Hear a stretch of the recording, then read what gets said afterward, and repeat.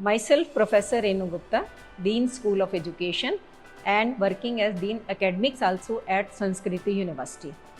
As we know that without the support of the family, without the support of the society, without the support of the education system, women can't be empowered.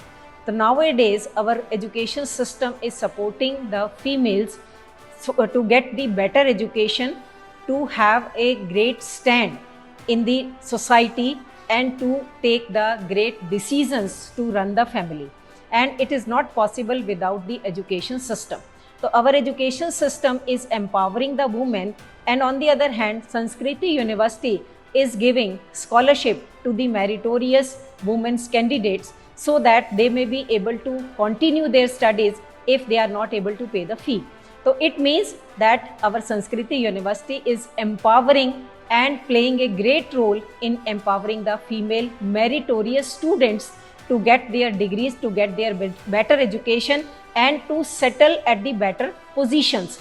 As I am the great example in front of you, that being the single mother of 2 children, I got the good education on the behalf of my family, and with the help of the education, I can run my family in the better way, and on the other hand, I am able to reach at this position with the support of my family, with the support of the society.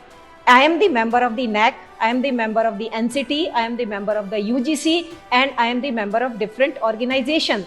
So it means without the education system, the female can't be empowered. So that is why education is very much required to be empowered. So our university is playing a great role in empowering the students, and in the coming years, we can see that it will play a great role in the achievement of the women awards on the behalf of the education system, on the behalf of their achievement.